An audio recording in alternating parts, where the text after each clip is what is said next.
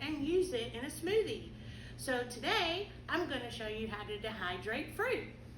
All right, put your hair up, wash your hands, grab an apron, and I'll see you in the kitchen. I love answering comments from my viewers.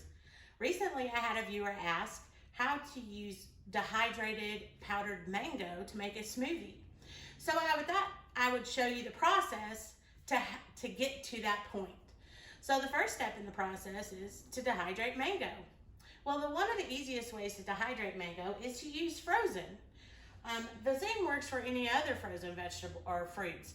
Raspberries, blueberries. I'm doing raspberries, dark sweet cherries, and mango today. So you're going to start with your dehydrator trays. And on the bottom tray, we're going to put one of the fruit roll-up sheets to catch any juices that would run from the mangoes. Now, as you can see, I've already started with the mangoes.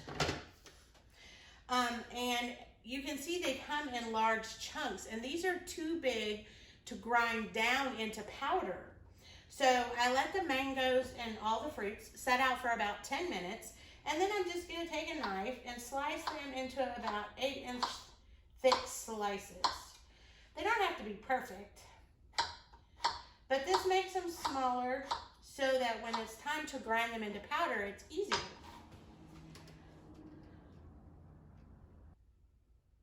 Okay, so the next thing we're going to do is because the mangoes are larger pieces, we've added them at the bottom. So the next thing we're going to do is add an empty tray and another fruit roll-up sheet, the fruit leather sheets, because we're going to start a different fruit. I always like to make sure my dehydrator is full when I run it. The fruit roll-up sheets between the layers causes a little bit of extra dry time, depending on what fruit you have, 15 minutes to an hour. But it's worth it in the long run because I'm not unnecessarily running a dehydrator that only has 1 or 2 trays on it. So the next item we're going to add on here is the dark sweet cherries. And it's much like the fruit we did the other day, or the vegetables. If you haven't seen the dehydrated vegetables video, you should go watch it. And we're just going to spread these around.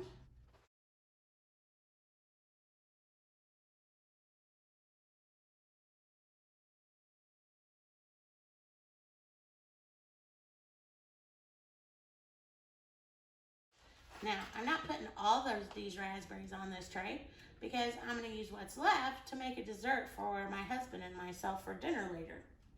So, now we have everything on the trays and they're ready to go into the dehydrator. This will take between 10 and 12 hours to dehydrate, maybe 14. I am at a higher altitude, so it may take 14 to 16, depending on how it goes, because it's never the same every time when you're dehydrating. Anyway, so we're going to get these in the dehydrator, and then we'll see you tomorrow for the results.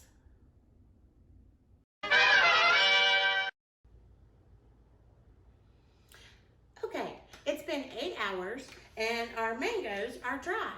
The other fruit is not dry, so it's still going in the dehydrator, but I wanted to keep going with the mango because that was specifically our viewer's question, was how to make smoothies using dehydrated mango.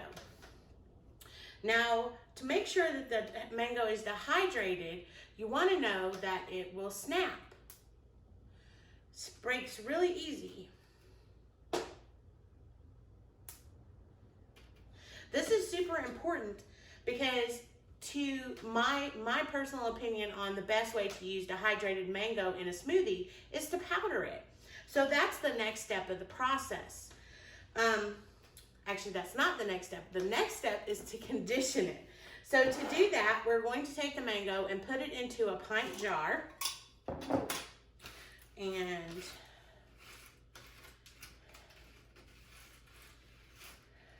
get this into this pint jar. Can you hear how crunchy it is?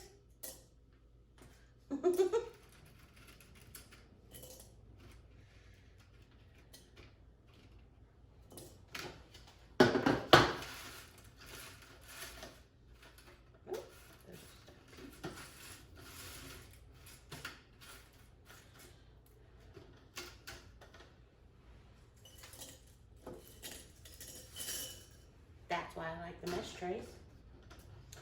And if you remember, we put a fruit leather tray underneath each tray, each separation of vegetables. As you can see, the mango, there's some juice spots there. I don't know if you can see it or not, but it's very clean compared to what the cherries and raspberries are. But that just saves so much cleanup time when you use those these fruit roll-up trays between the layers of fruits. Alrighty, so how to condition your dehydrated mango. Now this was 10 ounces of mango. We probably have about 3 or 4 ounces, maybe 5. So what we're going to do is we're going to add a silica packet. So silica will absorb any moisture that remains in the mangoes. Add that. Then we're going to put the lid on it. Now we're going to let this sit on the counter for 5 days. And every day you should shake the jar, and it should sound like this. The mangoes should move freely in the jar. I don't know if you can see them moving. And there should be no clumping, like the pieces shouldn't be stuck together, or it shouldn't be stuck to the bottom or the side. If that happens, put them back in the dehydrator for a few more hours and then start the conditioning process again. If you go to shake the jar of mangoes and you notice that there's mold or some like white fungi looking things growing in the jar, throw the contents of the jar away and disinfect your jar. It may just be in a little area, but you don't know how far those spores have moved through the jar. And fungi and molds and things like that grow really quickly. So that just simply meant that your mangoes weren't completely dry. I put the silica packet in because, in my experience, I've never had to dump out a jar. And that's because if there is one little corner of a piece of fruit or vegetable that wasn't completely dry, the silica will remove that moisture and I don't have to worry about it. But we still want to make sure that we're completely dry. So this will sit on the cabinet for 5 days, and you're going to shake it every day, making sure everything's all good. At the end of the 5 days, if you want to leave the mango in this form, then you would need to store it in a dark, cool place, a pantry or something, away from any heat sources like stoves or refrigerators, or heaters, grow lights, any kind of thing that produces heat. You want to keep it away from that. Heat, light, and air are enemies of preserved food.